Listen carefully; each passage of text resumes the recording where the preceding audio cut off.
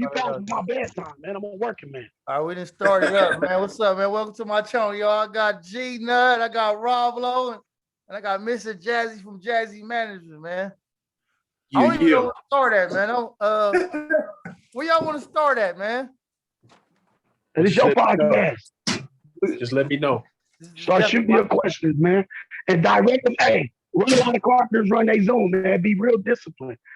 Ask your question to who you want to ask it to, so you get that response from that person. okay. So let me get right to the music then. I'm gonna get right to Hit Yo Brimin. Earlier today, this is my first time doing 2 interviews in one day.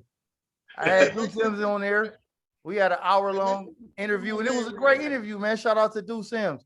And he was telling me a little bit about how how he started in the rap game and how Hit Yo Brimin started and how he went to the studio and he booked his session and it just went from there. It just blew up. And and he said, as he got to getting his research and all his knowledge on the business part, that we didn't capitalize on the business part, and he had wanted to get paid off of it. But now I'm talking to Nutty, and he was explaining to me that you wasn't in it for that. You was just trying to get a buzz from Yard Down, as far as a remixing somebody else's song, getting a buzz, and then from there do your own song, and we move on from there. Correct? Yeah, so I saw Eminem's video too, and I wasn't there for whatever conversations that he had, but these are the conversations that I had before the song was actually done. Now you got to remember, I'm speaking 10 years removed from that. Don't even do music like that no more. But rewinding back to that time, um, everybody in LA seen when the hit shows was going. And when the PNC dudes did theirs, it really shot through the roof.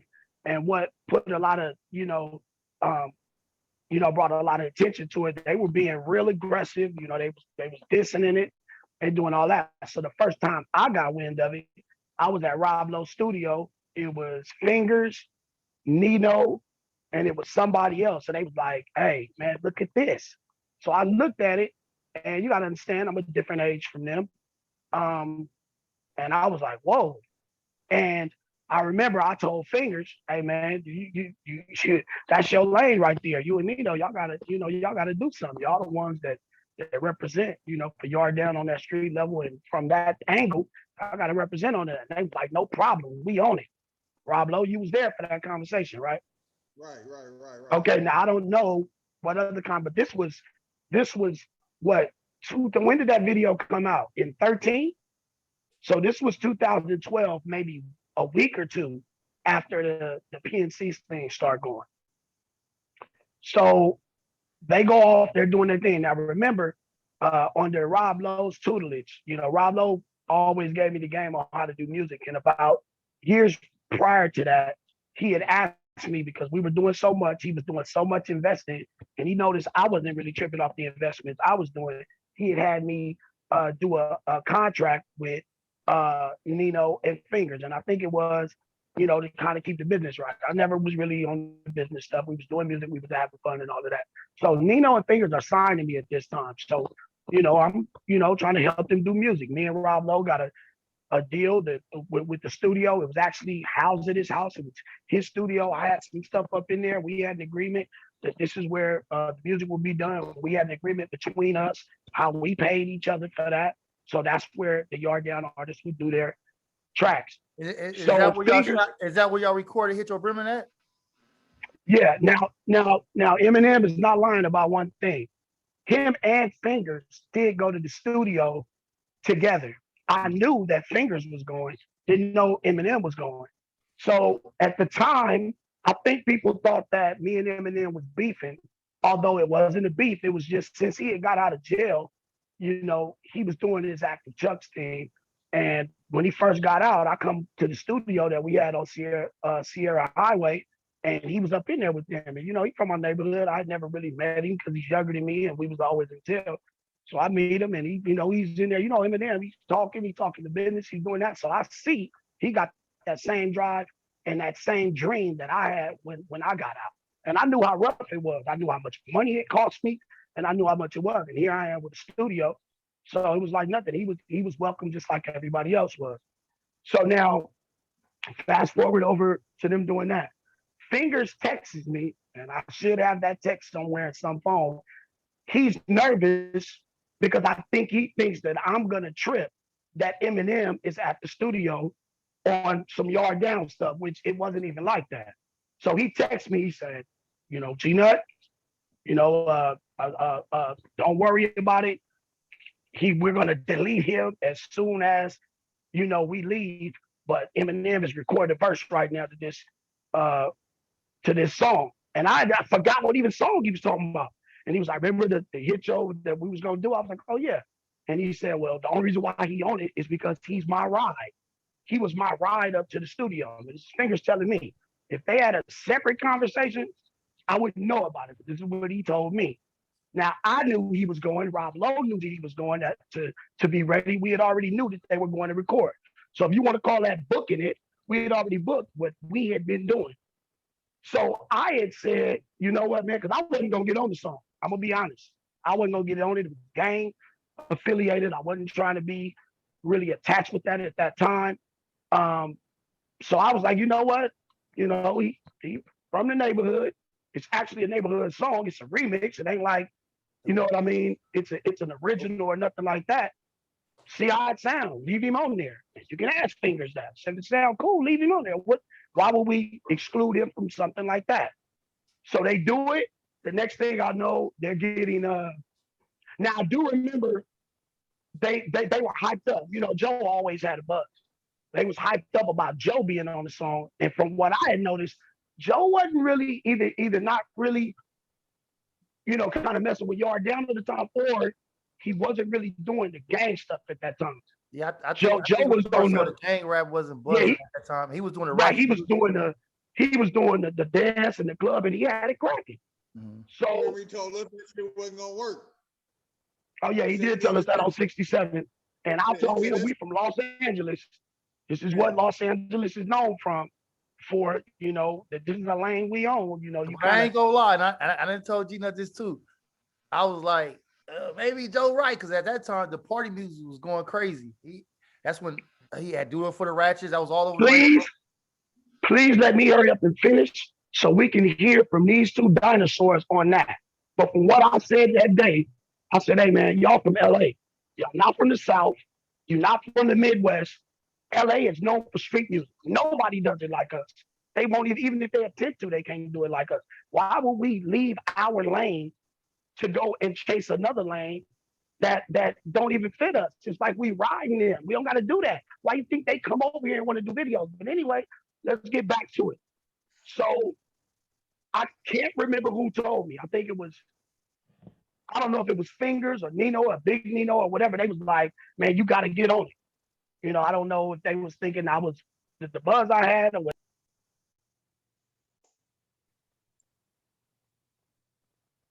On it. Sorry about that. They told me I needed to get on it. So I'm like, I really don't want to be attached with that right there. And they telling me, Rob Lowe is telling me, Fingers is telling me. So I remember I went to the studio. I was like, all right, man, let me go ahead and do it. I went to the studio. I think I freestyled the verse. It was about, I don't know, how long was I there, Rob Lowe? Because I was not there long. They were already there.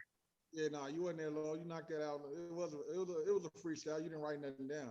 Yeah, so it was like a couple takes because it was street stuff. I mean, we've been doing that since 12 and 13. That was nothing to throw something like that together. So then I leave, and then we had already established with Yard Down, and this is where I conflict with how M portrays it.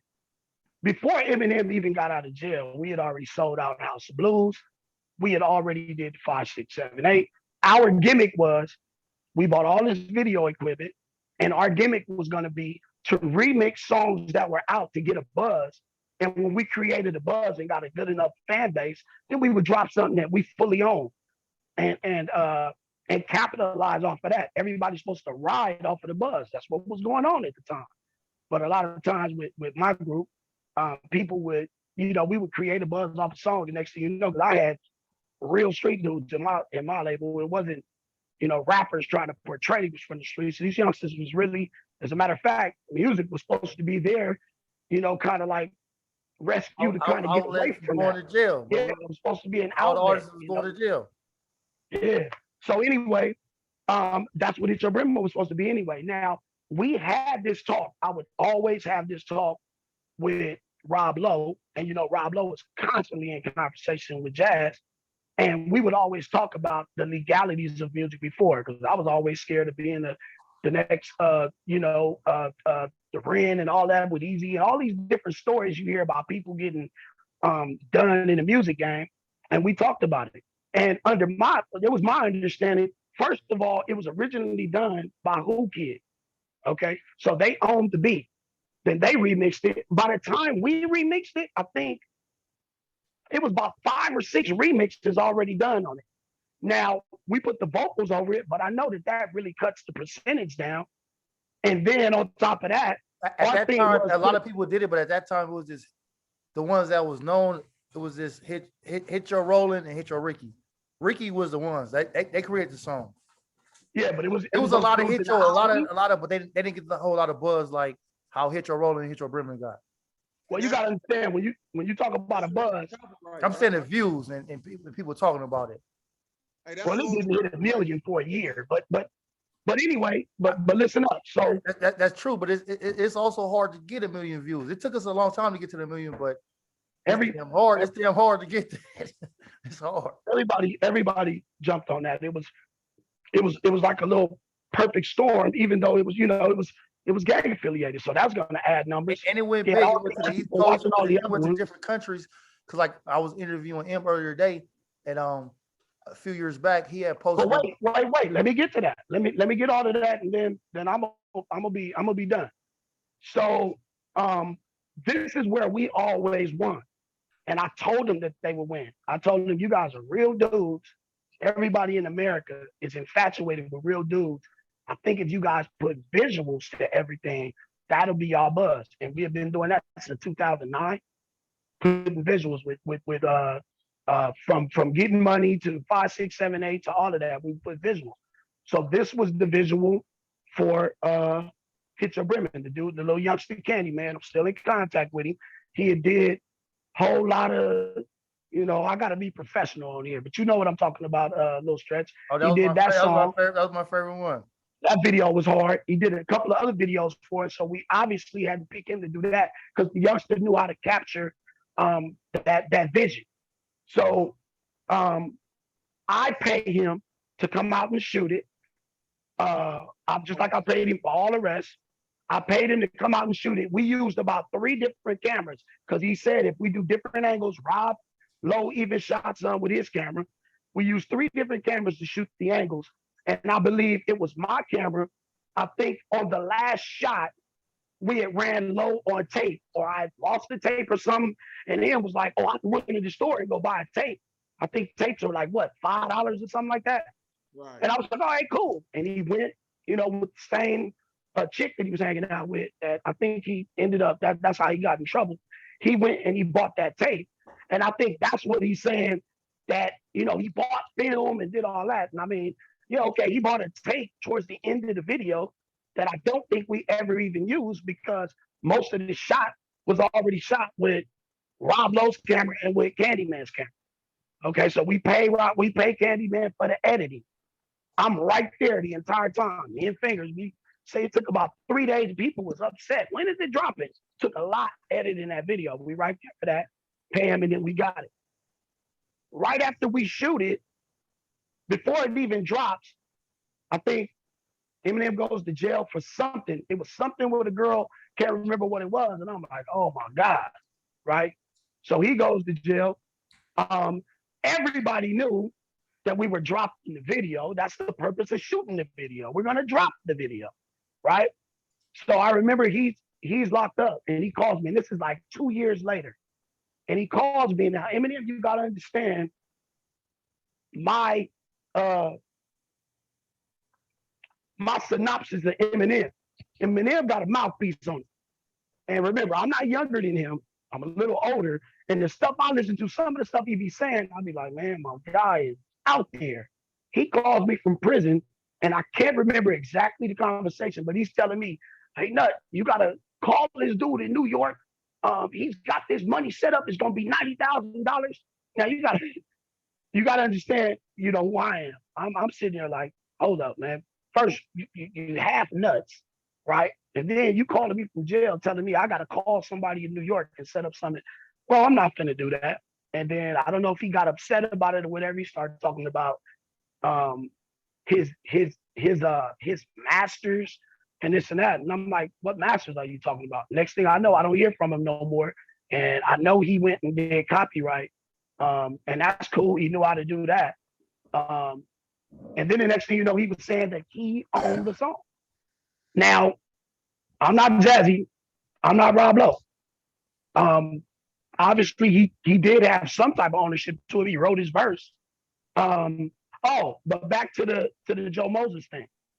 They originally had a hook that had, how he says everybody's name before their verse. Mm-hmm. The original way they did it, they were saying Joe Moses. And when I hear it, I'm like, bro, why are y'all doing that?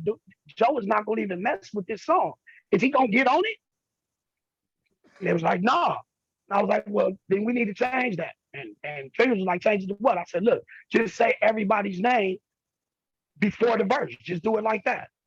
And he was like, all right. So that's what they ended up doing. And that's what the one we used for the video. We didn't use the Joe thing. But my thing is on this whole thing is, and if I'm wrong, I'm wrong. If I haven't read enough books or I don't know, how is it that you originally were a feature on a song, right? To turning around and saying that you own the entire song and everybody else involved is kind of taking a backseat to you. Is that just because? Right. But see, I interviewed him today and he wasn't saying that. He was just saying we didn't know. And he was the first one to know about the money we could get from the song. So that's why he's doing that. He in the interview, it's an hour long. It's on my YouTube channel. He wasn't saying like he was just the man and created everything. He was saying the different outlets. As far as the business part, we didn't know it and we wasn't doing it. And he was the first one to do it. That's what he's saying. So he's not really taking nothing from nobody or the studio. He's saying they just didn't know. I knew, and I'm gonna capitalize on it. So okay. So now we gotta tune in Rob Lowe and Jazzy on that aspect, on the business part of it. Absolutely. Let me go mute. Rob can start off. Well, my understanding on the whole thing was that the song was owned by somebody else first. And if they put it out first, they own the copyrights. So anything that we did was actually copyright infringement. They chose not to stop it, right? So when I told I never thought about trying to copyright the song because I knew we couldn't. It'd be a waste of time. And if someone take it to court, there's no way we can win. All we did was did a remix. So I left it alone at that point. Like, it's just a remix, put it out, let's get a buzz from it. And that's what happened from it. And then I started hearing about where the masters that I paid for. And I'm like, well, I only received money from G-Nutt. I don't know about who paid for nobody else paying for no master but G-Nutt. And me and Marty had our deal in place. But I was calling Jazzy all the time, like I'm trying to understand what's going on. To me, the law say we can't do it, and he keep telling me we can. So what's going on? Okay. So then too, so Rob, let me ask you a question. So they had reached like over 1 million views, and so I'm learning the game too as we going.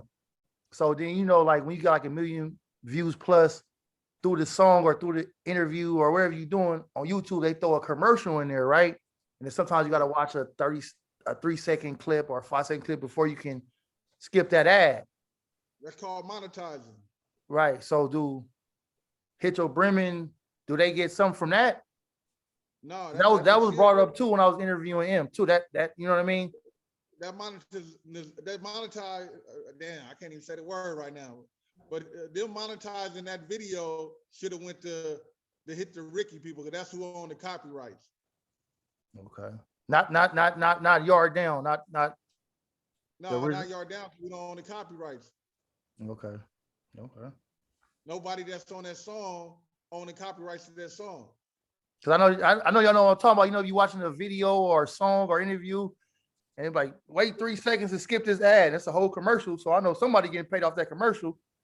Now, what I think might have happened was the original creator of the song might not have a copyright in the song. Okay. And I think that somebody slid in there and copyrighted it before the original composer copyrighted the song. But right now, Empire, which the Hit the Ricky guy, they signed to Empire right now. Empire owns that song, and I just think they don't have whim of somebody else having the copyrights. Okay. So it sounds like the Hit Your Ricky, because I know they was off of Jordan Down. It sounded like they was doing some same type of shit we was doing. They just made it hit and it just went, and they was just trying to turn up. And Yeah, try they to didn't know nothing about the business. They didn't meet Jazzy. Yeah, I'm about to break that down real nice. So yeah. I'm only gonna speak from a business perspective. G-Nutt broke that whole story down. So I'm only gonna, because I wasn't around and didn't participate in the creation of that. But Rob is right. The original creators of that beat own the masters. The people who participated, even though the original performers on that beat, are still entitled to publish it. So the only way the people that got on it and redid the beat would be entitled to anything, they had to do licensing. They had to contact the original publisher and do a licensing agreement with them to use it. Now, because you can use a beat for another project, but no matter how many times you use it, you can make money off of it on the live performance revenue side of it. But as far as using it from the publisher side of the of the producer of the music, they're gonna always own that beat. Now, Rob was also right. Everybody that participated on that beat lyrically is the only entitlement to that song. Now, I don't know. I've heard conversations on both sides. I'm only going to speak from my perspective, from a business perspective. Each and every one of you who wrote lyrics is the only thing you're entitled to, unless you get with the original publisher, the original person who owned the song, and the other rappers, the original rappers who rapped on that song, and the producer own the song. Period, point blank. In order for you guys to hold entitlement to that beat, y'all had to do some type of paperwork with the owners of that to reuse it. But you're only reusing it to like a remake. You don't own the masters. Nobody that participated on that song could own or be entitled to the masters of it. So, and another thing, you have to. They do this all the time with mixtapes. They get a beat, they rap on it. It would be a waste of time. I don't care if it's 50 million views on the YouTube. You guys won't benefit from that. The original, because that's why they do a cease and desist, or when you hear people playing music and they say, I don't own the music, because the original person owns that music. So the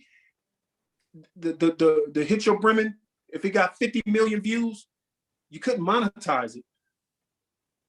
Okay. Unless you got permission, and nobody in their right mind is going to allow however many people was on that song. They're not going to allow that many people to remonetize it. The original publisher, the original owner of that, they loved that video got 50 million views, because you guys, as a remake artist that jumped on it, can't benefit from it from a monetized level. So I've heard stories about the situation. I gave my opinion on it from a business perspective. I don't know the legal loops that other individuals did on that, but I'm only speaking from a business perspective. I would look at that song as a promotional song. Period. Right. That's what I put it out for. Now, here's my take on this. I know math, right? I teach it. But my understanding was this: even if we go down the lyrics, I think it broke down to, okay, the original beat owner owns, I think, 50% of it. And then the original uh, lyrics that was put on it or whatever owes the 50 Cent. When it was all said and done, even because I wrote my verse and me and Fingers had our deal going where 50%, and don't get it twisted. I'm not in this for no money. If there is money to be made off this, I want this to go to uh, uh, the homies. I wanted to go to Nino and Fingers and whoever else was on it, because that was the whole purpose of me dealing with them like that. That was what they were trying to do. I was in it for the love of the music and also to get a buzz to where we could get a bigger piece of the pie that we actually own. So now, if I'm not mistaken, when all the percentages are broke down, my verse, I think, is like 8.333 ownership of the song. If that is mathematically correct, if I got 50% of what Nino and Fingers did, then I own 16 point what 16.6 or 16.8. No, I don't. No, it don't work like that. Okay. You have to factor in, say four other people was you can't leave out the rappers on the original one. This is where it gets complicated when people kind of leave out. Just be right. The producer, and it depends. If they ASCAP, I mean, it's the same breakdown, but BMI is 100, ASCAP is 50%. You can't leave out the fact that the original rappers who rapped on that are still entitled to publishing. Right. I mean, I do it all the time. So that's where the math come in. You got to figure out, and that's why I always stay mutual in this situation, because I don't know how many people participated on the original one. I don't know how many producers or if a label put that first song out, and you got to, if you have labels in there, they get a publisher share. It gets complicated. You kind of got to understand the language. So if it's 4 other rappers on there and 4 rappers on the remake, it's split 8 ways. Right. Split 8 ways. And then it gets complicated. Like you said take Joe Moses off. I mean, you were the one who told him to redo the hook, or if you would have said, okay, this is how I want the hook, you get credit for your verse and creating the hook. That's why. And this is my point. I'm not cutting you off, Jazzy. This is my point, because I think before I was able to make my point in there, my whole point was this: the small percentage that we own of a remix, to me, it was never worth trying to make it about money so legalities could ever come into it. The buzz was more important. I think that's why people want to own it. It's more of a catalog situation than it is a monetize. But the buzz from it benefited us more than anything else. Those 1.9 million views or whatever, let's say that was only 50,000 people watching it, or even that, 50,000 people watching it 4 times a piece, or 20 people watching it 10 times a piece. Those 20 people are the people that were waiting to see what else you was going to come out with. And what else? Yeah, and then not only that, because I'm going to go downstairs and eat my dinner, but I'm going to tell you this, man, just from a business perspective, I don't think no one, and I'm just saying me, because I checked the song, the last time I checked it was a couple of months ago. There was a lot of live performance revenue that was never, ever claimed. Right. You guys, none of you guys, and I've been saying and preaching this. That's where it was supposed to come from. And that's why I got on when I was reached out to get on this, I'm disappointed in a way that I preach the same thing. I don't talk about pimping. I don't talk about blood. And I don't talk about cripping. Anybody that know me know I'm solid when it comes to this business. I want to see everybody win. But there's money. See, they have a 2-year statute of limitation now on collecting certain royalties. And that threshold is gone. So there's what they call a live performance revenue. No matter who owns the track, that you guys are entitled to. That's what the conversation and the argument should be about.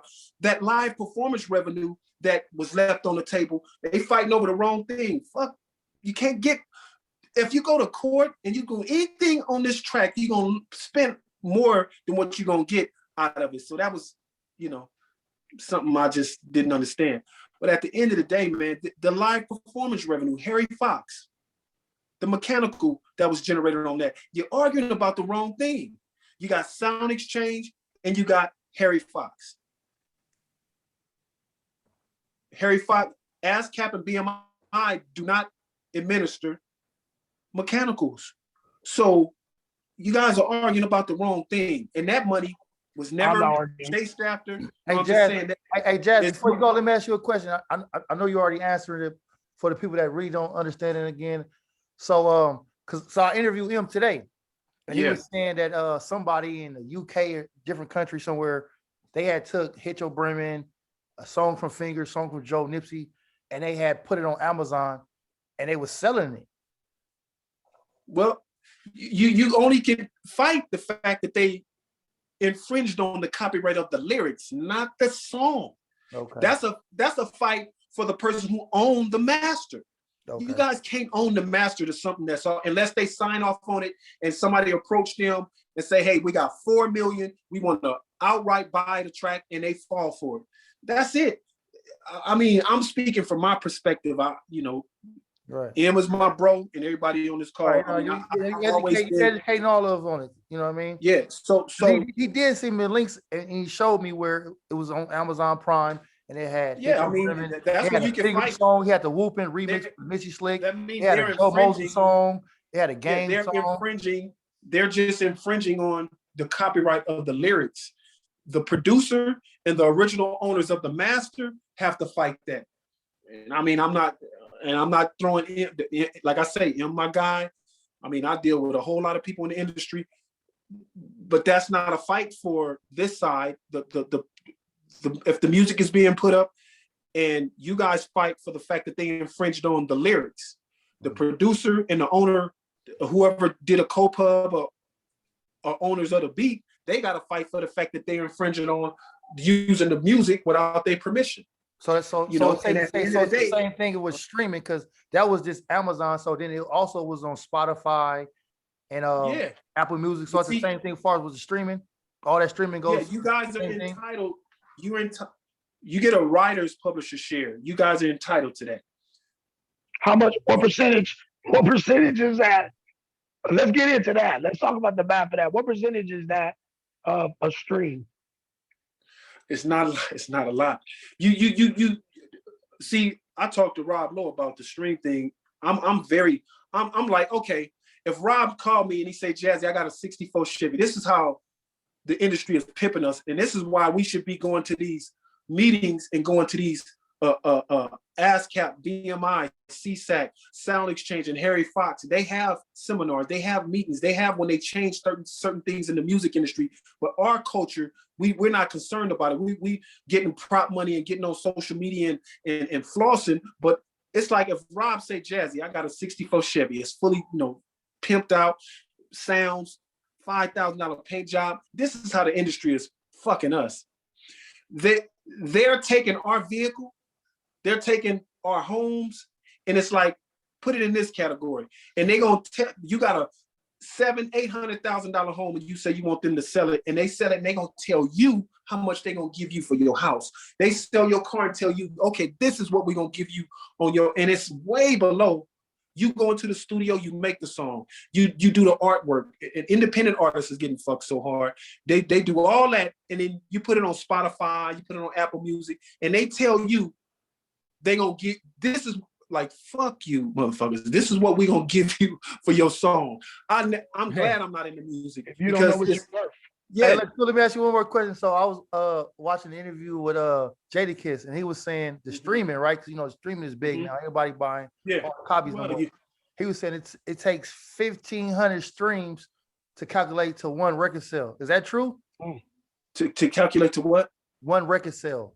Yes, that he's absolutely It's right. like with me, so I'm a streamer, so I pay Apple Music every month $9.99. So when any And artist it's drop something, I highway don't ever have robbery. to buy it for $9.99 or But- 99 cents. I just but- go on there on my phone and I got it. This is what you have to understand, though. When Instagram came in existence, they didn't charge for advertising and all that. They bait you in saying it's free. Mhm. Twitter, Facebook. A lot of these artists they've strayed away from websites. They go, those companies are making hundreds of millions of dollars or billions of dollars. They even sell a percentage of Instagram or any of those. They make billions, not millions. So I'm telling you this, we've strayed away from creating our own platform, selling hey, if you get 50, 60,000 dedicated fans, you don't need 50, 60,000 dedicated fans, and you drop a project and you selling the project for $8, $9. Focus on your fans. But see, we were the trying West to build Coast- the fan base up.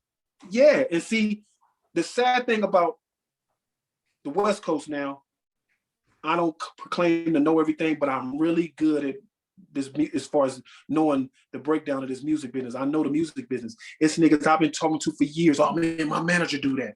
Or hey, I say, hey man, trademark your name. This bad when we got 68% of West Coast artists, I won't even say South and East Coast, that don't even own their name. I can go right now and lock in so many names and then charge them what I want to charge. I've been saying this for years. You got 70% of West Coast artists that's continuing to put music out, that go buy clothes, get on social media and floss, buy the prop money and floss on there, and don't even copyright they. So on my Instagram post right now, I got a post that I'm going to delete. When I post game, I leave it up there for a little while to humiliate these niggas. You put music out and don't even copyright it. So we arguing about shit.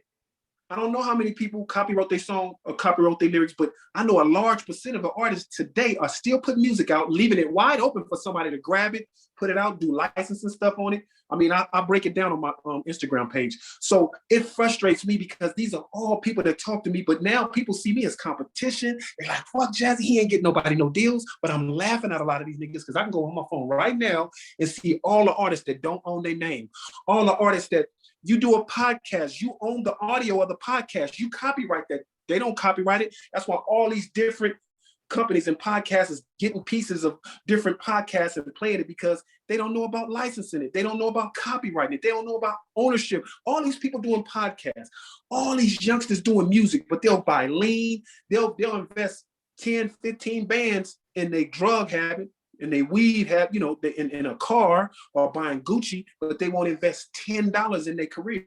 I can go on my phone right now. It's a large $10 copyright. What it cost? $10? No, it's more than that. But what I'm saying is, okay. I'm still learning. So I'm starting on my channel. So you're giving me game too. I'm soaking it up too. But they invest more in their habit than in their career. So you want to be, if you invest more, if you smoke weed and you invest and weekly, you break it down. I invest $500-600. If you invest $500-600 in weed and you haven't invested nothing in your career, you are a professional drug. You're a professional weed smoker. If you invest more in your alcohol, you are a professional alcoholic. When it comes to music, you gotta spend on what you love and what your passion is. I wake up every morning and I'm reading about the music industry, the way it's changing. People don't know the streaming percentages are going up. But I be on Zoom calls and listening to people from Sound Exchange, and I don't even go on fucking Clubhouse. That's the worst shit in the fucking world. It is some good game on there, but you got now people have an opportunity to make it seem like they're important. And your music sound this way, man. If people got on those platforms and these artists listened and learned instead of people all them chiefs and not enough Indians, we got and I only focus on the West Coast because I've been to the South. Them little dudes, they own the pink slip to them Bentleys. They got pink slips and they own those cars, those houses they go in. They not leasing those homes. Them little dudes is buying them homes because a lot of them, I'm not taking credit for a lot of them because they know the game, but a lot of them reach out to me. I call it coming here, drinking our water, and leaving the artists here thirsty because artists on the West Coast want to be famous. Artists in other regions want to be successful. Yeah. Successful. you know, and I could, if I had a big screen on right here, right now, I could show you how many artists don't own their name. That's all on Instagram, jumping out cars that they renting, you know, and it's sad and it hurts me because I'm in my 50s, man. I got worked in this business. And here it is. I've learned to pick and choose who I give game to, because especially the managers, they might have an artist that's on their, oh yeah, now you want to beat the sensei. They want to outdo Jazzy, but my knowledge is worth trillions. And it's sad that a lot of artists, they listen to me, they'll sit on the phone and I'll give them game and they get off and drink they lean, smoke they weed. And we got all these artists that don't own their name. We got artists that don't even know what Sound Exchange is and have the fucking nerve to have a manager. How the fuck you have a manager and your music is not copywritten? Your music is not registered right with ASCAP and BMI. You got artists that have managers, and managers think once they register the song with ASCAP, BMI, and CSEC, that is copywritten. Stupid motherfuckers. I say it like that because here it is, I'm on this West Coast, and these niggas say, oh, Jazzy think he know everything, or Jazzy give too much game to the artist. But man, how do you have a manager that think going to a strip club and paying for a video and letting the artist drive his car and live in his house is his manager? No, motherfucker, you an investor. Can you go and sit in a meeting and listen to them talk about streaming revenue, 360 deals, you know, BDS, the importance of ASCAP and BMI? Not just, you got managers that think that if they sign their artists up with ASCAP, BMI, and CSEC, that they're copyrighting their shit. That's a totally different thing. But when they get around me, oh, my attorney handling that. Oh man, I just got my motherfucker. I know this language real good now. I get passionate when I speak about this because I've been doing this West Coast thing since 1983, man. And how the West Coast has trickled down to the trickle down coast. Now we trying to sound like the South. We doing drill music. No disrespect. Everything has its changing process. But the sad thing is, those South dudes, I love them because they listen. They driving them cars. A lot of the stuff they doing as far as the street stuff, and they involving it with their music, I feel like they making their careers liability careers. But as far as a lot of them listen, they own those houses. And the money that a lot of those little dudes flash is real money. You get come down to the LA. Them houses is $200,000, $300,000. Good luck. You got to make a nice mint to buy something over here. But come on, man. But it's true. But at the end of the day, you're absolutely right. But you're absolutely right. They live in Compton, 3 houses down. They just sold a house over $500,000 in Compton. Yeah, it is ridiculous. You're right. In the hood. But at the end of the day, when it come back to business, though, and no disrespect to the youngsters that's trying, but my thing, I have a problem with the managers, man. I go hard on the managers, and they say little shit about me, but I ain't scared of them because at the end of the day, the rate. But see, a lot of them, they homeboys. They're not really managers. They homeboys, and not only that, a artist need to treat his career like his child. Would you take your daughter or your son and take him to a motherfucker just because he say, oh, I got a plug with Arista, I got a plug with Def Jam, and they like, you know what, cool, man. You do when you go sign up for a job, they do a background check on you. They check to see, okay, how many jobs you had since here. They want to see your resume. These niggas, man, rappers are the new hoes. They making these strippers now. The strippers is buying wing stops, wiener schnitzels. You got strippers that own. They buying the clubs that they used to strip at. So in reality, the rappers are the strippers are the new pimps, and the rappers are the new hoes, because they going back home arguing with their girls, and them girls is going home to their dudes, buying them 3-piece suits, buying them cars, and hey, because they gave a nigga a lap dance and made about 60, 70 bands. They're learning business while these rappers are broke.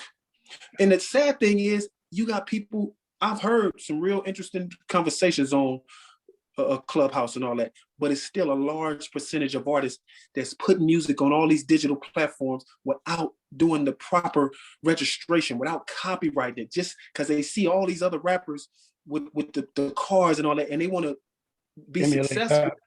before they even put in the work, man. And then here it is. Right. I don't manage no more because it's sad. Because you can manage an artist and bring him up from nothing and get him in a manager is the easiest thing to fire.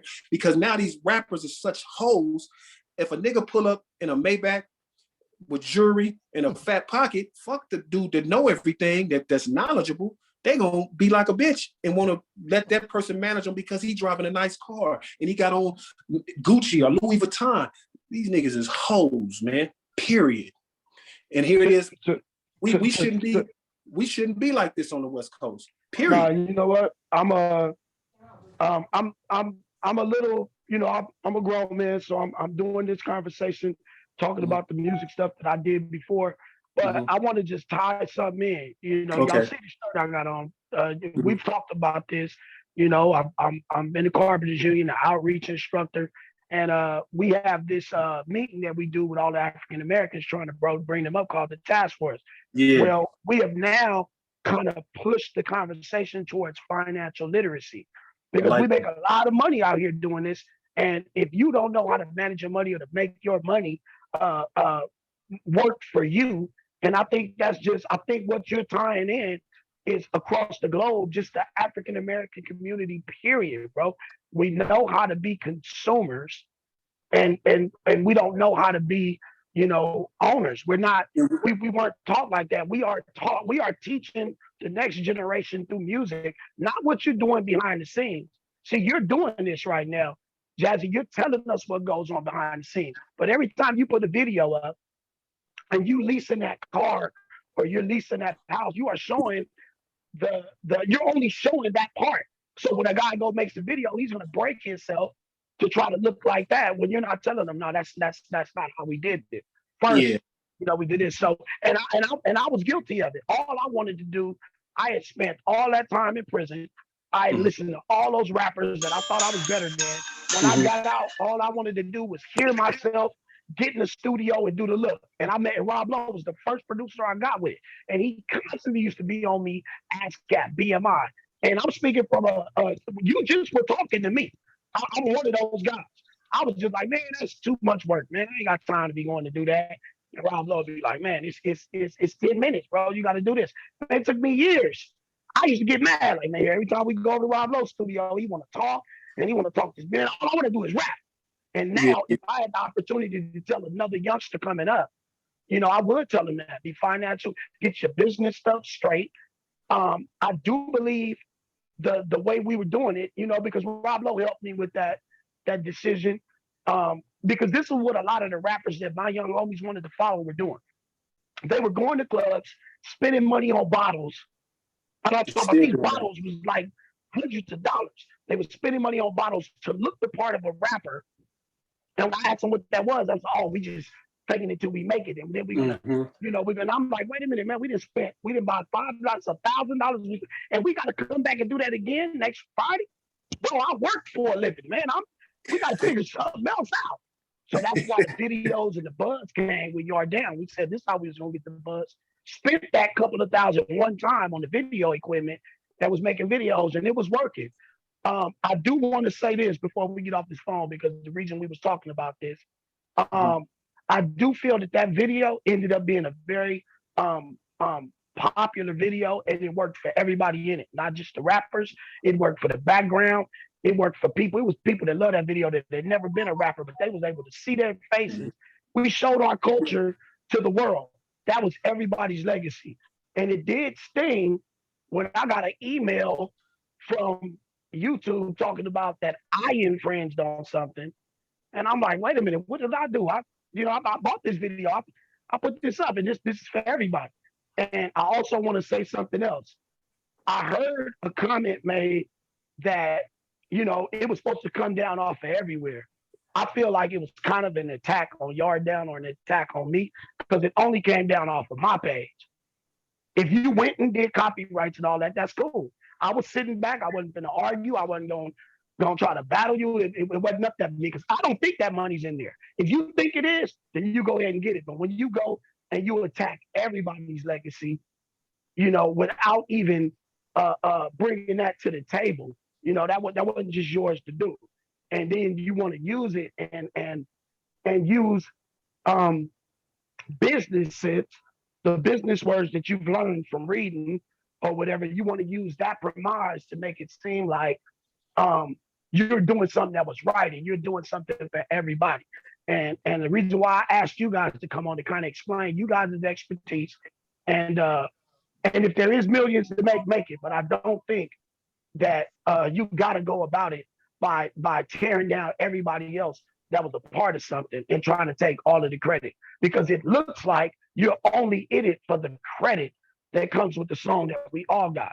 It doesn't look like to me, if you got that much intelligence and business sense, you should know that you're chasing crumbs and you're putting everybody's legacy that we all did that music. You're putting that at you're making that minuscule to make whatever your personal gain is. And I mean, am I making sense what I'm saying here? No, you're making. And at the end of the day, that video, if you type that video in, it shows up everywhere else except on that one that said official, and that was Yard Down. And more importantly, let's get to the point. It was me. I think there's something going on there that, you not, and that's small. Yeah. See.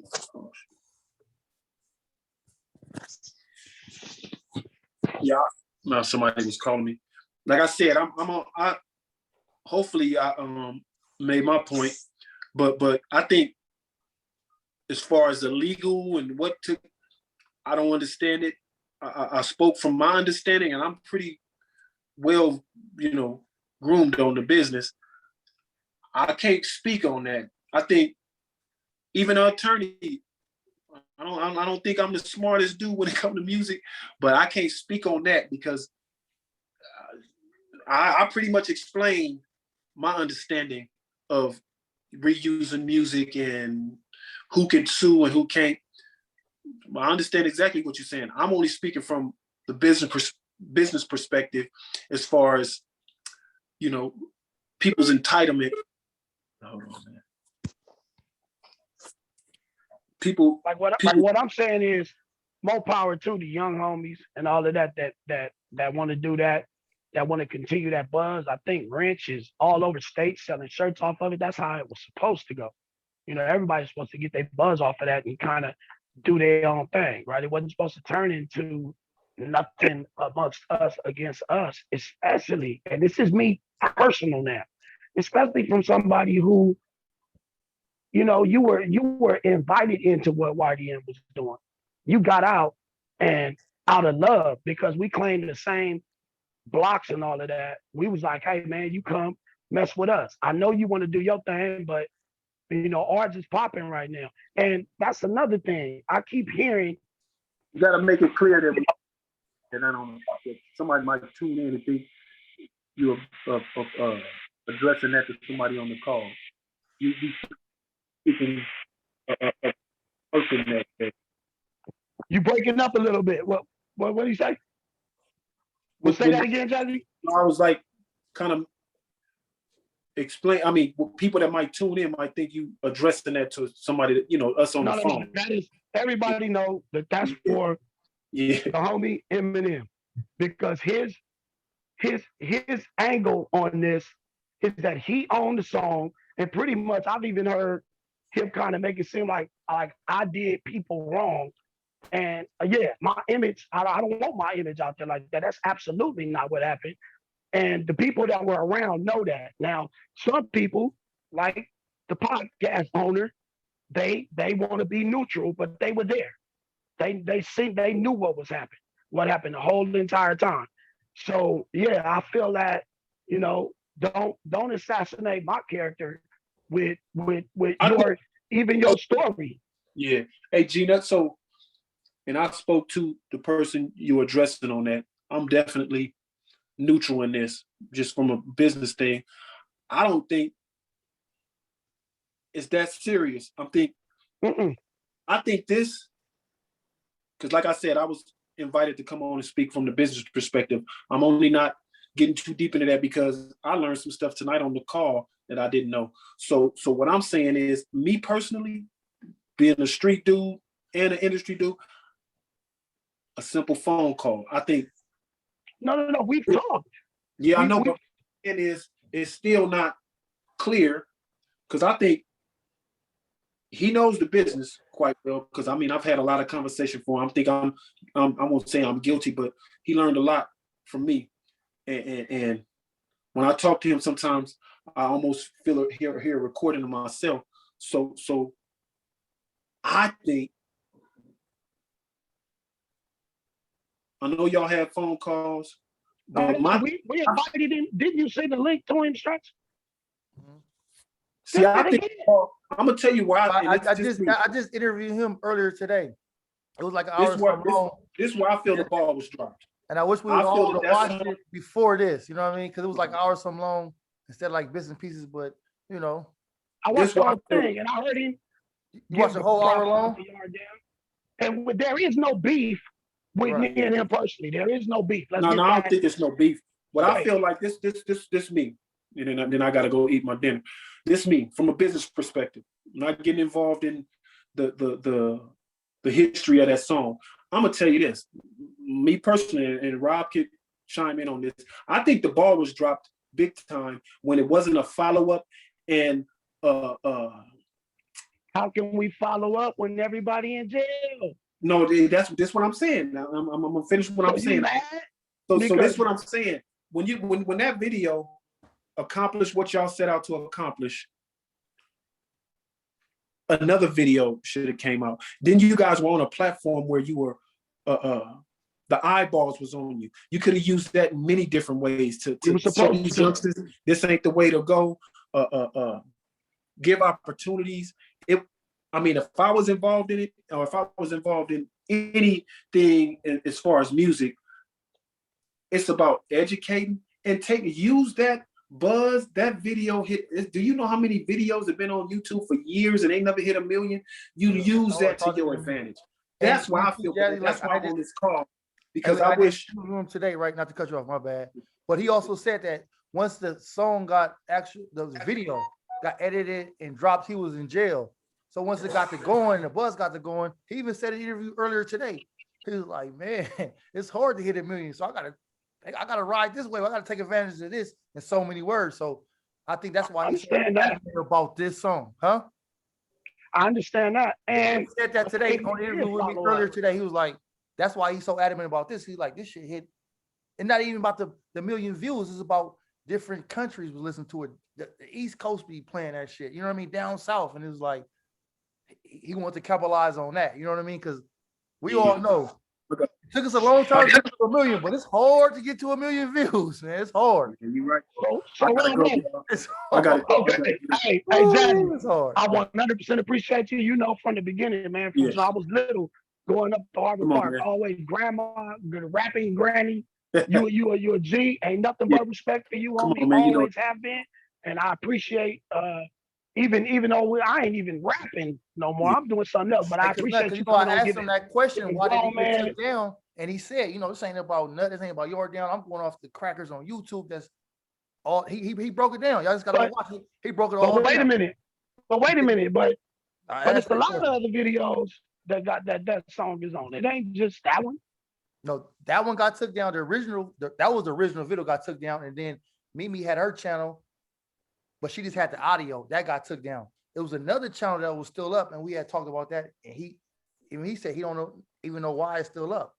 And as the interview going, I checked that they little channel, and they got like 26K subscribers. I don't know why that's not down. But he said he let his lawyer take care of that. Huh? Why would you take it down? That's what I don't understand. Why would the videos be taken down? Because the monetized revenue is not going to any of y'all. Now this is me. That's taken away from the. Listen, this is me, my personal take on it. Okay, I think M knows a little bit about the business. He talks to you. He knows how to go get game and get research. I watched him. I wasn't going to get involved, but I watched him. Go get the copyrights and all that. I was like, ooh, that was slick. He did that from jail. When you're in jail, you ain't got to pay for legal nothing. All of that goes like that. But hold up. Lost my train of thought. What did you just say? I got to touch that. Oh, why would you take it down? Listen. So now this is just me personally. I actually watched Fingers put up a post and said this was some great work that I did.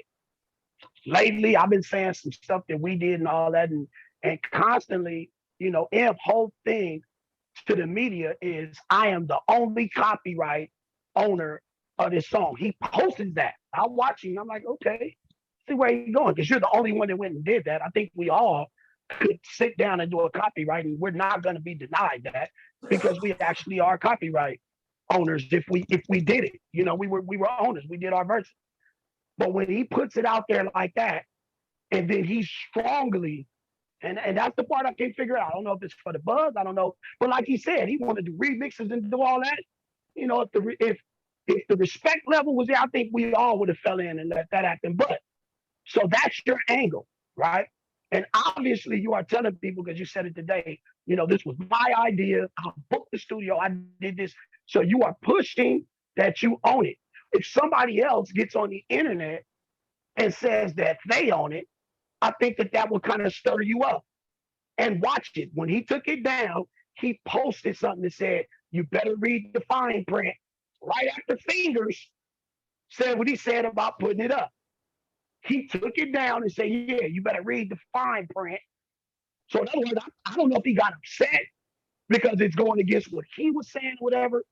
But then he went and took it down. Then I get an email saying, okay, you infringed, LaShawn, whatever, has did this. Now, we already know he went and did the copyright that we all can do. We all can go and copyright. I can copyright and put it right back up. But that little part right there shows me, I don't know. It's something going on there. Something going on there.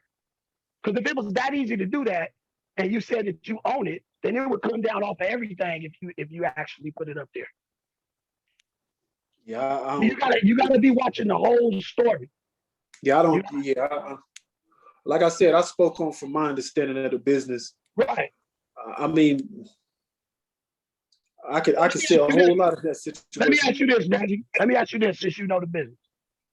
I have noticed something about the homie M. He did his research.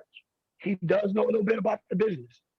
So if he knows about the business like you know about the business, then don't you think he kind of know what we know about what little money is really involved with it?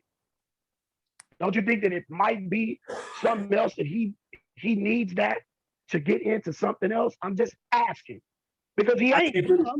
My thing is not to elaborate on conversations I had with him, but I'm gonna say this without really getting too deep into it. He handled it far different than I would have handled it. And that's pretty much all I can say because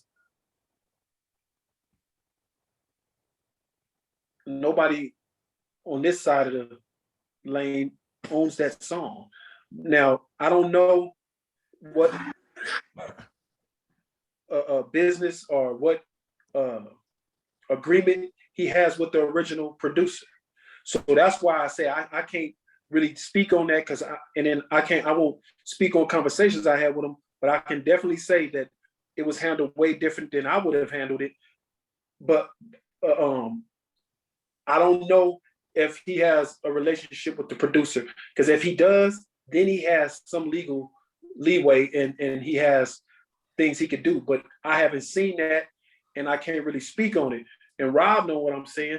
In order for him to have things taken down and do things, he had to have a little more involvement in the ownership of it. And I've never really had that deep of a conversation with him. That's why I'm only jumping on to speak from a legal and business perspective as far as I don't really know. I don't know either. Like he kind of spoke a little bit about me, a little bit to me about it.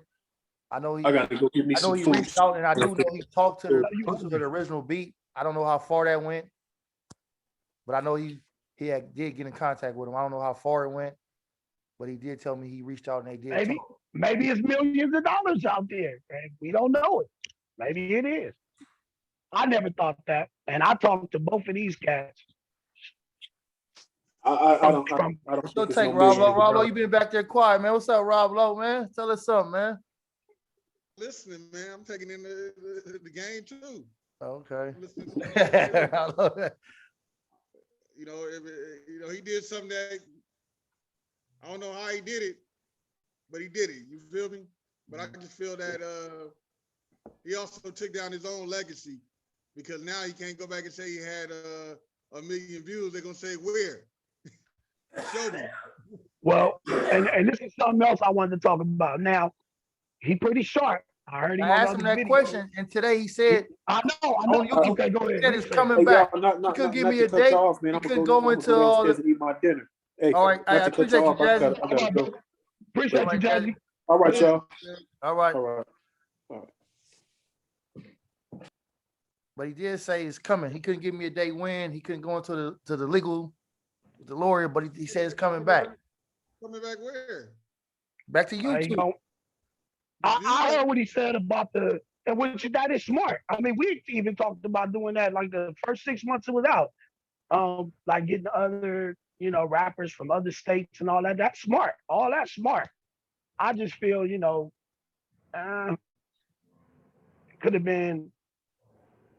I mean, it would have never been a problem. I think that the fact that he got locked up and didn't get a chance to really be out here and enjoy that buzz, man. I think that bothered him, and I understand. But he kind of said that when I was interviewing. He was like, "Man, he was in jail." Makes sense because we all knew that was about to go. He was like, everybody was like, "Oh, everybody was waiting on it." You know what I mean? And he said that though, like, I gotta take advantage of this. We got 1 million views. I might not never get 1 million views. He didn't say that, but you know what I mean? I'm ad-libbing, but you get what I'm saying? He said that though. He did say that, like, I gotta take advantage of this one. We might not never get 1 million views. You know what I mean?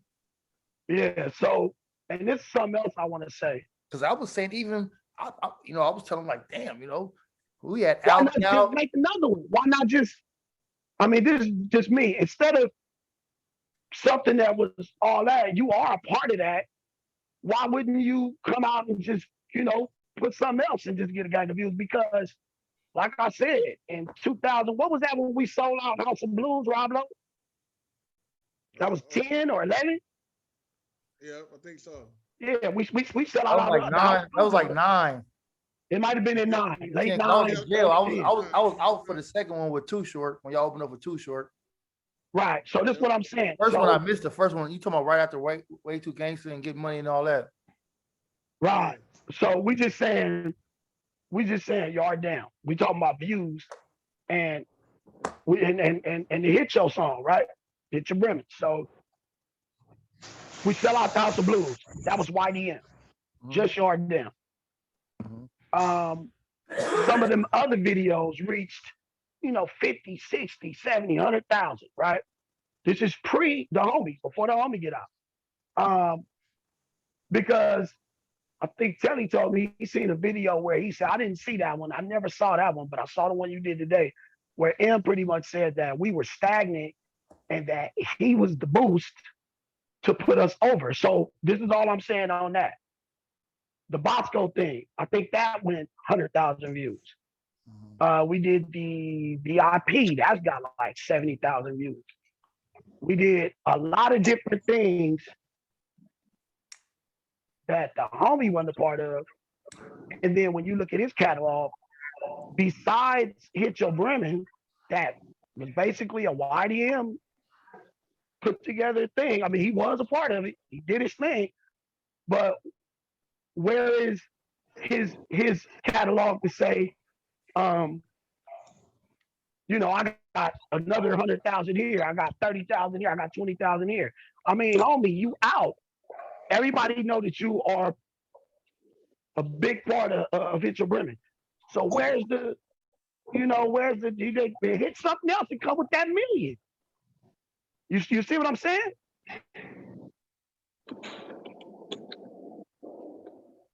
I see what you're saying, but it's hard to get that. Yeah. Like, he got to take advantage of this one. Look, you got to ride. It's 100,000. It's hard, man. Jay-Z, I'm talking about man, shit. Like even me with promotion, I feel like I dropped the ball. We had this match, nigga. We got a Miles. You was doing your thing. niggas still to this day be like, you had Mozzie and LBL on the same track? Like, yeah, we did I that. think that was the production. Them of the two video. niggas didn't even know each other after that. Remember they hit us up like, who was that? That's homie from Shaq. Like, who was that? I thought from Jersey. Hey, Jay-Z said, if you made holes, make another hole. Did he say something like that?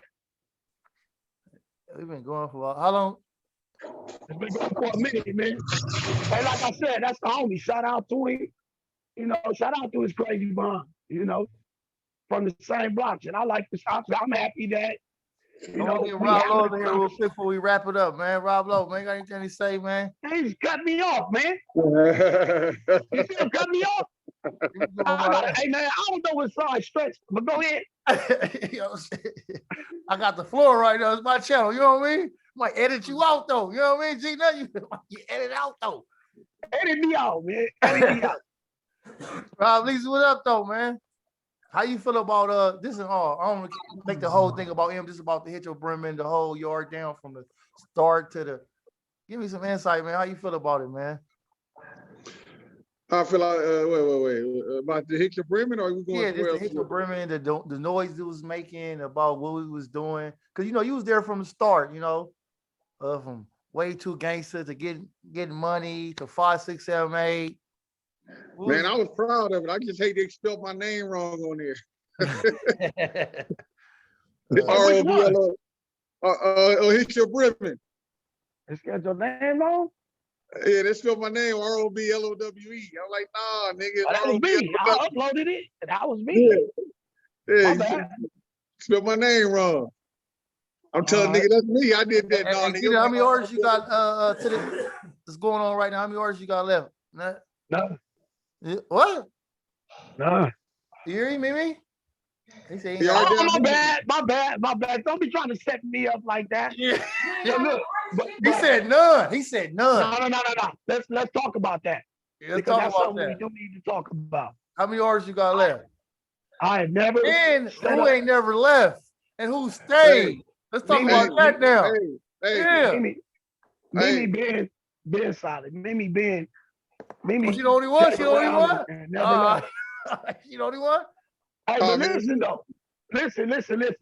Yard Down was never about me having artists, bro. It was never about that. It was when I got out, I was doing music with dudes that was just real, you know, straight rappers, lyricists with Fade and Tink and with Captain Hook. These dudes was real like musicians, you know. And I remember it was some older homies. I think Sack and Kayla brought Big Stretch around, and you know, Lil Nino and them just hit me up like, "Ain't not you rapping and doing that? Hey man, we want to rap. So man, come on over to the studio." You know, I built the studio in the backyard, so it was never about, you know, they was making songs and taking them back, and they was proud of it. I could just see it in their little faces. That's what I think in 2000, girl, I'm acting like a schoolgirl. Yeah, girl. And then in 2002, we did a little show up by the jungle, and they came up, and I'll never forget. Nino, he was pumped up at the house, and when we got up there, he got on stage and I was like, oh, okay. So the homie ain't never really performed in front of, you know, people. So we started working on that. Started working on performances. We got that Goldfinger Club. And we turned that out. That's back in TK. Every Thursday. I remember. I used to pull up. I remember. Yeah. We turned that out. I know that club love does now. Now Jazzy got a point with that, because that club only had like maybe 15 people in there in the beginning. We started coming Thursday nights was packed. You had lines around the corner. And we the ones that turned that out. So fast forward like a year and a half, 2 years later, I go to jail. I want a yard homie for PDO. He like, man, you don't remember me from the club? He couldn't remember. He was saying Hollywood. I'm like, man, I've been to a lot of clubs. And he got to talking. I'm like, you talking about the Goldfinger? He like, I don't know, but y'all used to rap. And I was like, damn, I'm on the yard. Like, okay. Yeah, that was big though, man. That was but big. Wait. You asked me about artists I got, okay? I'm saying 2021. Fingers, Nino, and Telly can tell you, Rob Lowe was like the business dude behind it. He was the, you know, what business dude can I say? He was the, I don't know. He was the Diddy or whatever. The Russell Simmons. Okay, we can get the Russell Simmons. he was Russell Simmons, and he was having those conversations with me. And I'm not gonna lie, I kind of was taking him as kind of like not. I wasn't taking him as disrespect, but I was taking him rubbing me the wrong way. He was like, "Hey man, you spending a lot of money on this equipment." But I mean, I think we spent 20,000 a couple of times. Every time new stuff came out, we built the studio off new stuff because we was How thinking much? that was the way to go. I know that one off of Sierra Canyon. How much? The one off of Sierra Canyon, that was $20,000. I mean, Sierra Highway, that was $20,000 worth of equipment just in there, not counting the rent and the electricity and all that we had to pay for it. And I never was there. Them dudes had the keys. They go up in there, make some music and do all that. But I never looked at it like they was my artists, even when, we drew up the contracts and signed them up. Bravo brought us all in there and said, look, G-Nutt putting a lot of money up and doing this, and he's putting a lot of time and effort. What is y'all giving back? And they brought it up, and Fingers and them was like, man, I'm locked in. Let's do it. So we signed it up, but I pulled them to the side and told them, man, this is what this dude wanted to do. Fingers like, no, that's professional. That's what we should do. And look, so I gotta ask you a question, Nut, man. I gotta ask you a tough question, but it ain't tough. Here we go. What you knowing now, everything you've been through, right? Your love and your passion, would you do it again? Absolutely. One of the funnest times of my life. That's love. I was going to the Goldfinger, had to go to work the next day, go home, take a shower, get up, and go build Pachangas. And look, you was telling us that shit. Mind you, I wasn't thinking about the trade, didn't know nothing about the trade. I didn't know what the fuck you was talking about, but now I understand it now. Trust me. That's what ended up happening. Whatever you gonna put, and I will tell youngsters. I don't know. I don't understand how the fuck you was get up at 4 after one of them clubs and. Oh man, hey, what do you think? What do you think funded that? I wasn't no drug dealer. That $20,000 came from carpentry, union carpentry. That's what. That's how I was funding everything. Getting up, going to work, the sweat of my back. I wasn't. That's why it was kind of it would hurt a little bit when I'd lose. I wasn't just coming up on 100,000s and throwing this at music. Now I was working every day for that, man, and I'll tell anybody that, and proud of it.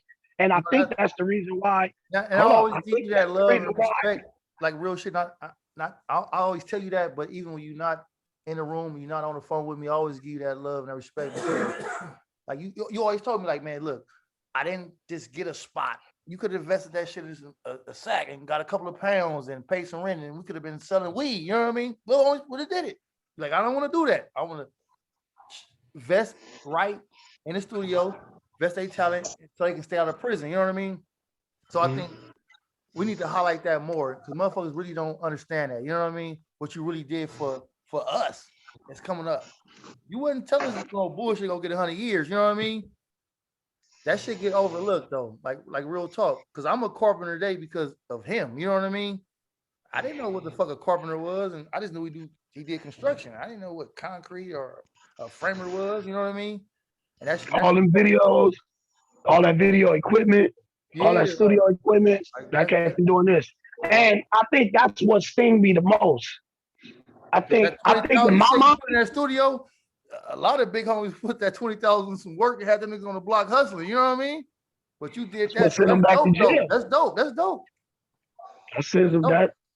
That to me, it just don't make sense, especially when I just came home from doing 9. But real quick, I think that's what in my mind, and this might not be what's going on.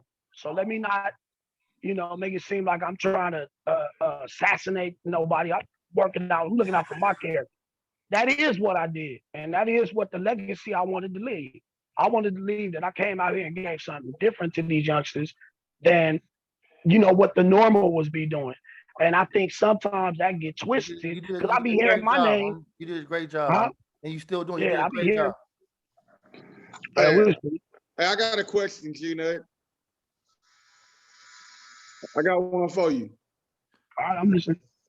We're gonna do one more album, man. We're gonna get a fan. One more G-Nutt album. Hey, who the hell? I don't know about these other rappers. I've been asking nigga like 6 months for an interview. I get an interview today, so we might get. I don't know. I might tell you to take my likeness off this video. I'm not sure if I'm gonna let you release it. No, but listen. This is my understanding. Once I looked in the mirror, and every time before I got to go to a show, I gotta put in just for men to do all that. Man, it's time for me to do something else. That's just how I look at it. I ain't gonna feel comfortable. And M said some powerful stuff today, and it's the truth. I agree with him. The music that I made and the type of music that I did, it was street, rugged, real music. I'm talking about, the stuff that we did young. So I wasn't even doing it when I was doing the music. I'm talking about the past, or I'm talking about what I'm watching youngsters do now to stay relevant. That's why I kept them youngsters around me. I would feel like I am faking the funk to come out here and make the yard down type of music at the age I am now and the stuff I'm doing. I'm not living my life nothing like that. And then to make a song about the way I'm living my life, they might be like, "What? What this dude say? He a carpenter." Street people ain't gonna No, affect it. I understand that, but I disagree a little bit.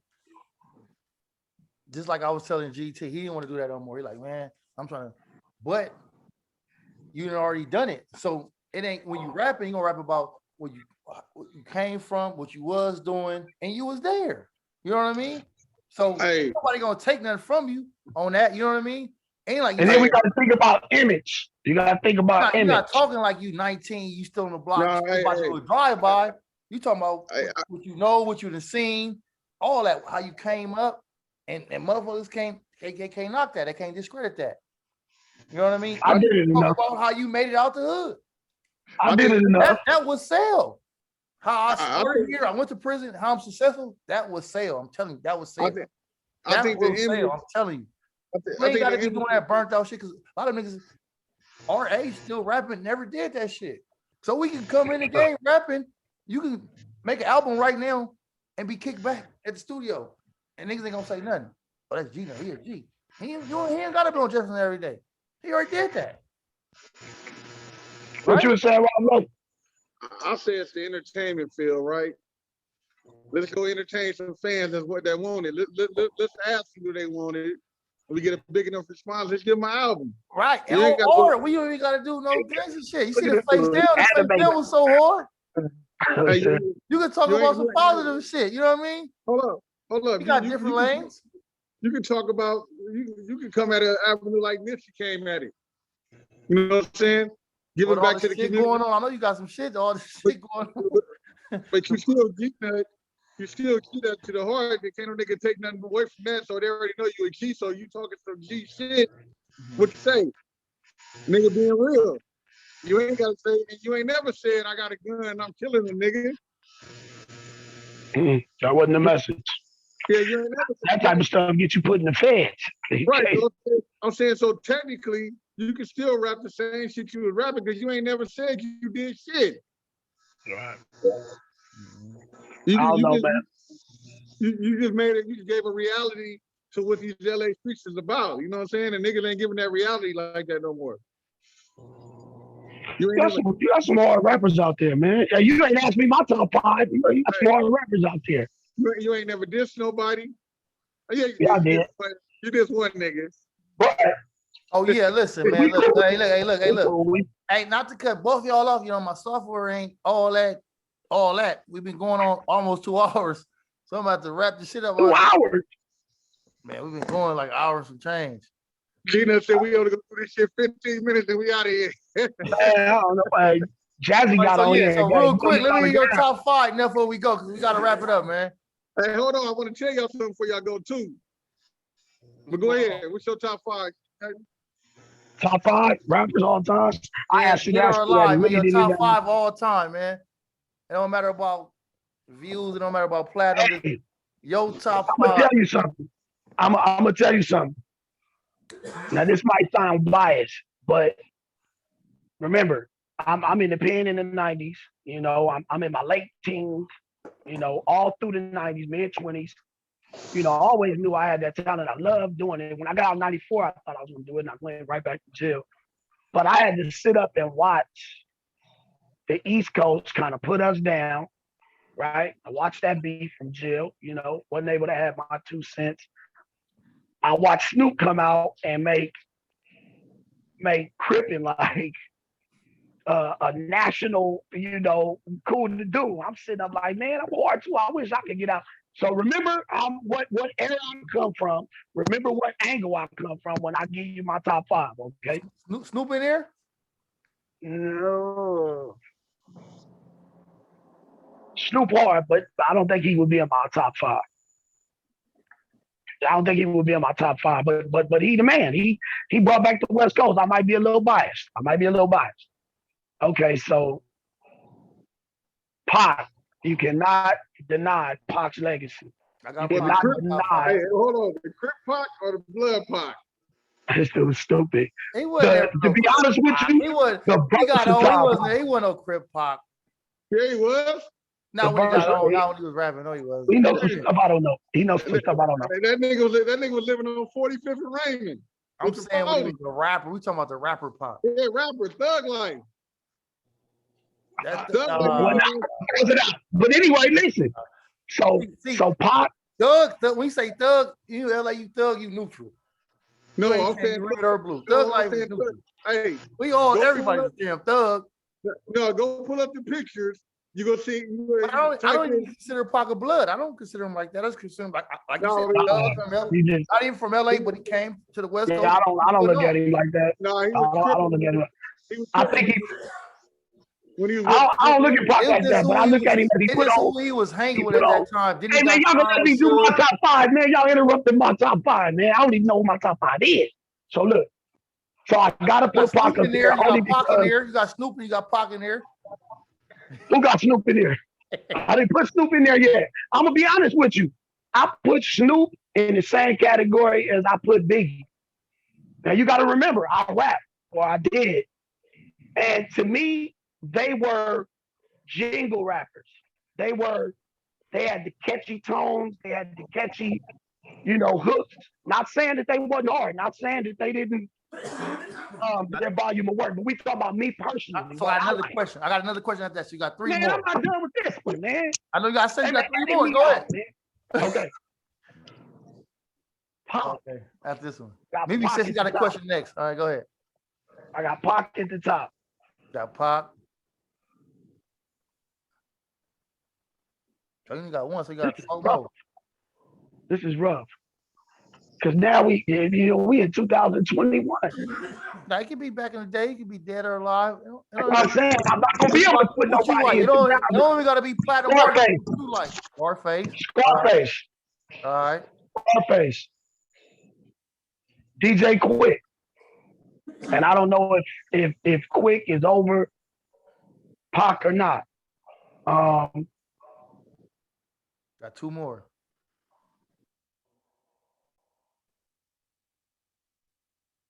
Oh, I gotta throw Eminem up in there. You got M in there? Eminem gotta be in there. Even though he ain't street, he's a rapper. He a rapper. I'm a put rappers on there that either what I could do, I feel that it would have been a challenge for me to do it. I'm not gonna give it to nobody that I feel like I could have did that because I don't, you know what I mean?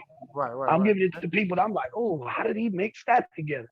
Mhm. Okay, so where I'm at, Pac, You got one more. Scarface, DJ Quick, Eminem, who will be the fifth? Man, I might change this tomorrow, man. DMX, Thanks. and that's hard for me to say Rest in peace, because X. I'm strictly West Coast, but I X got to be in there. Them is this dudes question that I when was I gonna ask listen, you, all right? You made a lot of music, right? A lot of songs that's not even on YouTube, not even on SoundCloud, none of the platforms, right? What was Throw your the favorite window, song? blood. What was your favorite song that you ever recorded? What was the favorite one? Your favorite song that you ever did? It could be a song that's not even out that you actually recorded. What was your favorite song? I got to go back to the stuff that I did with like Fade and Captain Hook. We used to make, Fade used to play them keyboards. He played, Yeah. Oh, and one of my favorite producers, Battle Cat. Oh. Battle Cat, one of my favorite producers. But he used to remind me of Cat in the studio, the way he would bend those bass lines and the way he could put a melody on top. I mean, anybody can make a beat. When you're making a beat with like a drum machine, easy to start out with that drum. Anybody can pretty much do that. Then you add that clap, and you add that snare. Anybody can do that. But when it's time to play that bass line on top of it, that's where people separate themselves from other people making beats. Or when it's time to, play a horn melody over it, you got to really know how to play. And Faye used to know how to play. So I would sit up in there and really just enjoy him making beats.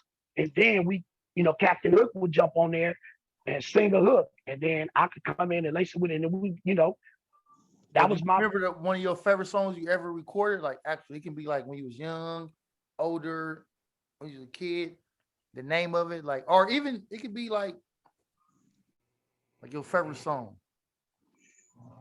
I'm gonna tell you my favorite song. I'm gonna tell you my favorite song from you after you answer that question. Okay, that song. You ain't never gonna love me, girl, because you ain't never gonna trust me, girl. You might as well just leave it. That's on YouTube. That probably was my favorite one. That's when you had the braids. That's when you had the braids. You had the braids. So you had the 7 to the back. Yeah, we gotta go back to the braids, man. I ain't recording nothing. I don't think I. Hey, my favorite song. You got a lot of shit that you killed when you did that on the RNS. The RNS, and you came with the real niggas do real nigga shit. Hey. That was hard. Yeah, I did like that too. That was one of my favorite songs from you. I liked how it flowed. Yeah, that was I liked how that flowed. That was a good one. That was a good one. That was one of my favorite ones, man. Mimi, one of my favorite female rappers of all time. What's your favorite Mimi song? Got him on blast. Got him on. What's your favorite Mimi song though? Hey, what's your favorite Mimi song? Can y'all hear this? Let me taste it. Switch up the middle is racing. You gotta watch Rob Lowe, man. He just go in.